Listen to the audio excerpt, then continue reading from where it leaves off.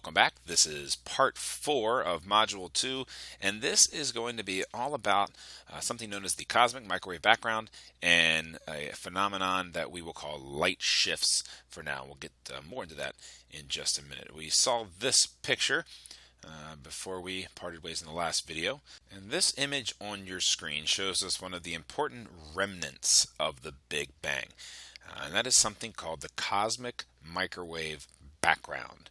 Right, this lightning looking stuff around the edge is this artist's rendering of how we are surrounded by this phenomenon known as CMB, cosmic microwave background. So what is this? Well, here is a different look at it, more of a telescope-based image, and the CMB is basically leftover radiation from the initial surge of energy from the Big Bang. And we can see that the CMB was originally observed in the 1960s.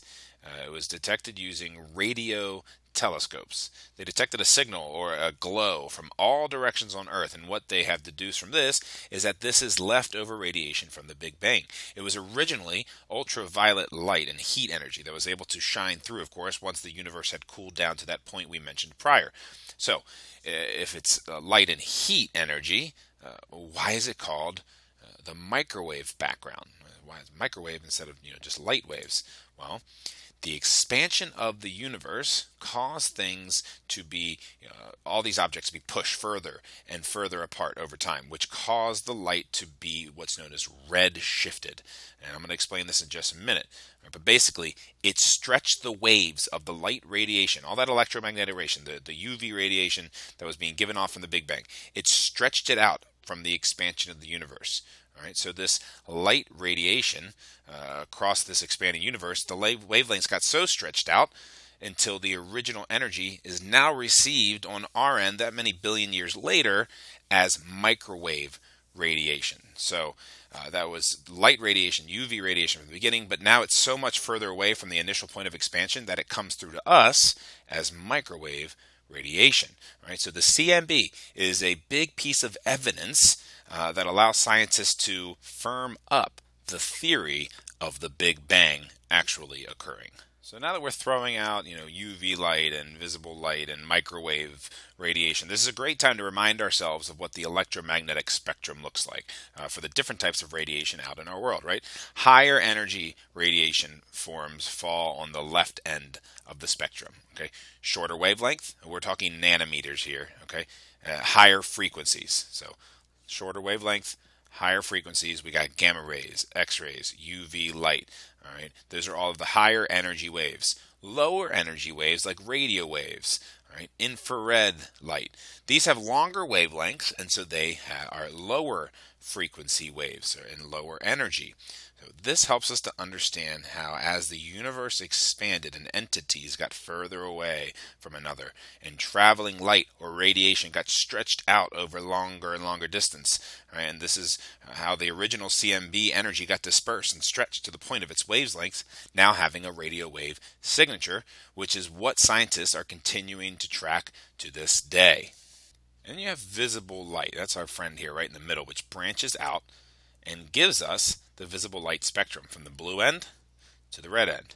Now, considering there is only a few hundred nanometer difference between these visible color differences, you may not think too much of it. However, these color differences on this spectrum, coupled with the observations of the CMB, have, like I said, allowed astronomers to create some of the earliest maps, all right, and earliest evidence of our observable universe and how it has evolved and what it is composed of. All right, so the stretching of these waves, all right, that's what I mentioned, right? These waves stretched from the expansion of our galaxy, and that created what was said earlier of redshifts and also something called blueshifts.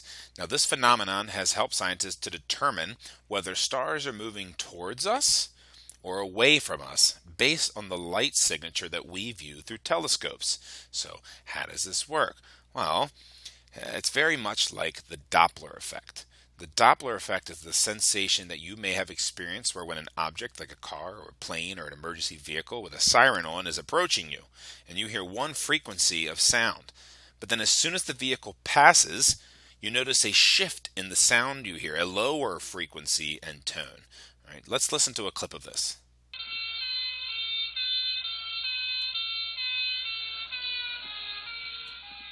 Hopefully you heard that shift in the tone and frequency of that approaching and then, receding siren.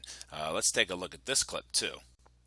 So we're going to see here that this car is going to be, you can hear the motor, right, of a car. It's going to be moving towards the person. See what happens. The waves bunch together, right, higher frequency, and then they kind of space out as the vehicle leaves. Notice again, bunch together, higher frequency, and then lower frequency as the distance going past increases. And here's just one more example. So listen in to see if you can hear the motor of this car passing. Notice the waves, higher frequency goes by, and then lower frequency as the car distances itself from the subject. So hopefully after those clips, this image makes a little more sense, right? As the vehicle is moving towards the subject, the waves are bunching together as they're approaching fast, right? Therefore, the frequency of these waves is much higher, aka there's more waves within the 1 second measurement frame for frequency. But as soon as the object passes the subject and begins to move away at that same high velocity, the waves become more spread out and they take longer to reach your ears. So because of this lower frequency and the stretched out nature of the waves moving in a different direction, you hear that lower frequency. Well, guess what? Light works in the same way. You see, as an object that may be emitting light towards us, if that object moves towards us, the waves are bunched together. Therefore, we are seeing more waves in a shorter amount of time, meaning waves are of a higher frequency. And if we look at this on the electromagnetic spectrum, a higher frequency wave on the visible light spectrum will appear a bit more bluish. Whereas if the light waves are moving away from us, right, that wavelength is increasing, frequency is now decreasing. Right, what do we see? The stretched out light, and of course the longer wavelength or lower frequency waves will begin to appear more of a reddish color. And this is exactly how scientists can use this concept to help us determine the positions of stars and other light-emitting objects. If we see a star as more of a reddish hue, we understand that there are longer wavelengths to this red light, and we can deduce that the star is moving away from us. And of course, the vice versa is true. If the star appears blue, we can determine that the star is moving towards us. This is the exact science behind how astronomers have mapped out the universe in relation to our planet and our galaxy, and we have also determined the paths of many stars and their movement through galaxies. But this concept of light shifts also provides the foundation for the theory that the universe is continually expanding as some celestial bodies continue to be redshifted to the extreme, telling us that these stars that were at one location at one point in time are not in those same positions anymore and are moving away from us at a continuous rate or even an accelerating rate. This helps us to then visualize and track the continual expansion of our universe.